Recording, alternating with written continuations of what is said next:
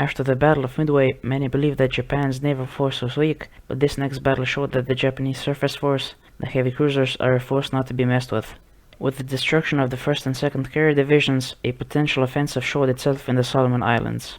And so Operation Watchtower began with the goal to take Guadalcanal and Tulagi. Original plans were made to begin the operation in fall, but after reports of an airfield getting built on Guadalcanal, the time was moved to August. On July 31st, the transport fleet consisting of 82 ships and 19,000 marines began its journey towards Guadalcanal. Carriers would be in the area providing combat air patrol. In the early morning of August 7th, Rabaul received messages from Tulagi about the landings. Vice Admiral Mikawa, in charge of the newly formed 8th Fleet, wanted to strike the Allies at night, as the carriers can only strike during the day. An airstrike was sent off consisting of G4M Berries armed with bombs, Valdive bombers and Zero fighters. In the attack on the invasion fleet, only one bomb hit a destroyer. In the next day, another airstrike was launched consisting of torpedo-armed G4M Berries and A6M Zeros as support. Only one torpedo hit the destroyed Jarvis, and a damaged Betty crashed into the transport ship George F. Elliott. The ship would later be scuttled. Mikawa's fleet, consisting of the heavy cruisers Chokai as the flagship, Aoba, Kako, Kinugasa, Furutaka, and the light cruisers Tenryu and Yubari, as well as the destroyer Unagi. On August 8th, Mikawa spotted an Allied plane at 10:25, and moments later, Chokai intercepted its sighting report. Then at 10:03, another aircraft was spotted overhead. So far it was clear that the element of surprise was lost. This forced Mikawa to postpone into the evening, using the cover of darkness as protection. But on the other side, due to the complexity of operations, 3 reports were received, with the first one being sent from the submarine S-38 on August 7th. The second report was over 8 hours old, as it was sent to Fall River, where it was deemed not urgent. It was sent to Port Moresby and then to Townsville, where it arrived at 14:37. Around 3 hours later, it was sent to Brisbane, then Canberra, and then it was transmitted to Pearl Harbor, where they finally transmitted to the ships at Guadalcanal. And the report would consist of 2 seaplane tenders and escorts. The third report was over 10 hours old. So the Allies thought that no attack would be made by that force, as a surface action with seaplane tenders would be disastrous. But just in case, Rear Admiral Turner ordered his seaplane tender to send out scouts to search the slot, but the message was never received and no scouts were launched. So the cruiser force wasn't prepared. His units consisting of 6 heavy cruisers and 4 destroyers, but these ships were split in 2 groups. The northern group consisting of the heavy cruisers Astoria, Quincy, and Vincennes, with the destroyers Helm and Wilson, while the southern group consisting of the heavy cruisers Australia, Canberra, and Chicago, with destroyers Bagley and Patterson. A small unit of 1 light cruiser and 2 destroyers was placed on the east, but these ships didn't engage that night. A small picket screen consisting of 2 destroyers was placed around Savo Island, and these units used radar to spot targets. And to top it all off, the cruiser Australia left the southern group as the rear admiral had to go for a conference. Japanese recon aircraft reported that even though they were outnumbered, the Allies split their ships in 2 groups.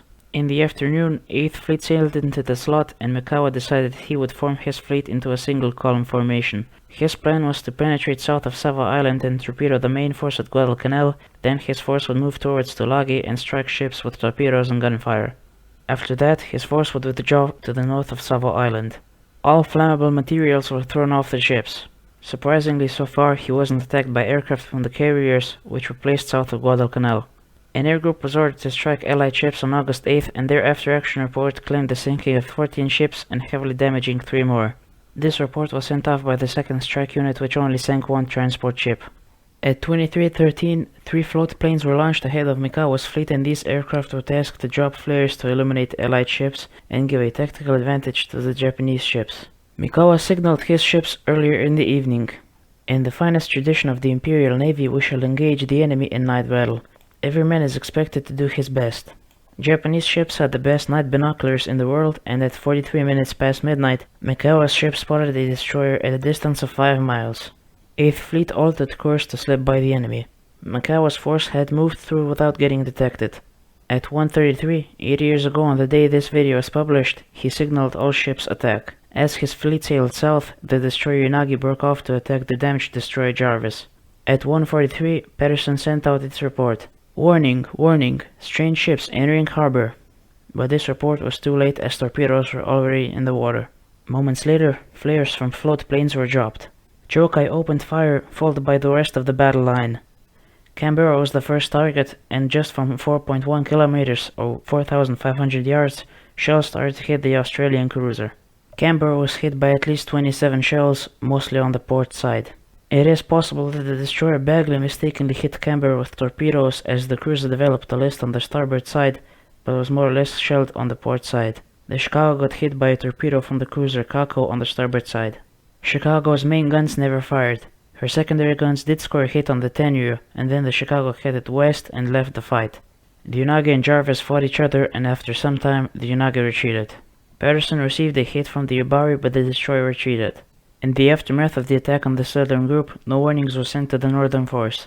The northern group's cruisers Vincennes and Quincy received Patterson's warning, but this message was not sent to the captain of the northern force. So this unit wasn't prepared for what will strike them in moments. The 8th Fleet split into 2 groups, and in between these units laid the Northern Allied Group.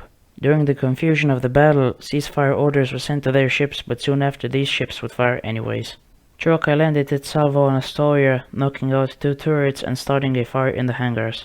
The American cruisers had a fatal weakness midships, as the float planes and hangars were exposed and gone up in flames even after small damage. Aoba, Kako, and Kinugasa finished off Astoria, and the American cruisers hit up to 63 times.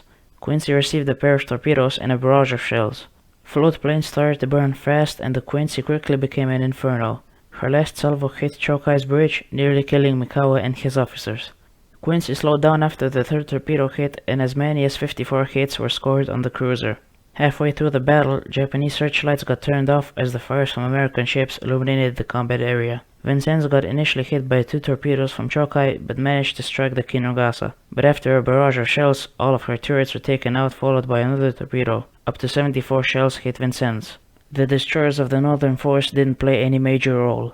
Yubari, Tenryu, and Furutaka fired on the picket destroyer Ralph Talbot, hitting the destroyer 6 times. At 2:20, Mikawa ordered his ships to break off their attacks, and the Battle of Savo Island was over. As Mikawa sailed north, he had a predicament. He had 2 options. He would either attack the transports or leave the area. His ships were well stocked with ammunition and torpedoes, and he had little opposition in the way of attacking the Allied transports. But on the other hand, Quincy's hit on Chokai destroyed the navigational charts, and he was short on time. And at best, he could attack the transports at around 5 in the morning. This would only leave him an hour before he would be attacked by carrier aircraft. But Mikawa knew about even more problems if he stayed in the area. He possessed a large amount of Japan's heavy cruisers, and losing them would be disastrous, as the newest heavy cruisers then under construction would be operational in about 2 years. Also, with a decisive victory, you get dominance of the sea, and the transports would have to withdraw. So at 2:23, Mikawa ordered to withdraw. The American carrier force, the one Mikawa feared, was already leaving the area, so if Mikawa attacked the transports he would have been able to strike, and his forces would have escaped without getting attacked by carriers. In 1957, Mikawa stated if he had known that the carriers withdrawn and the Marines wouldn't be dealt with, he would have attacked.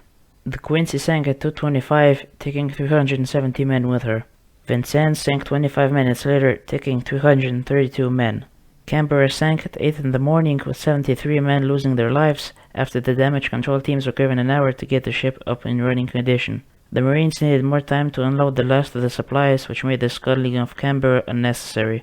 The last to go was the Astoria. She sank at 12:15 and 216 sailors went down with the ship. So the total was 4 cruisers sunk, 1 damaged and 2 destroyers also damaged. 1,077 men lost their lives. On the Japanese side, 3 cruisers were damaged and 35 men died, but in the retreat, the heavy cruiser Kako sank after getting hit by 3 torpedoes from the submarine S-44. 68 sailors died with the ship. The destroyer Jarvis had a final role in the story, as on August 9th, a Japanese recon plane reported the destroyer as a cruiser, and an airstrike meant for the transports diverted to sink the near target. The Jarvis had no working radio and no lifeboats, and she shot down 2 bombers. But the odds against her were too great, and the destroyer sank with all hands.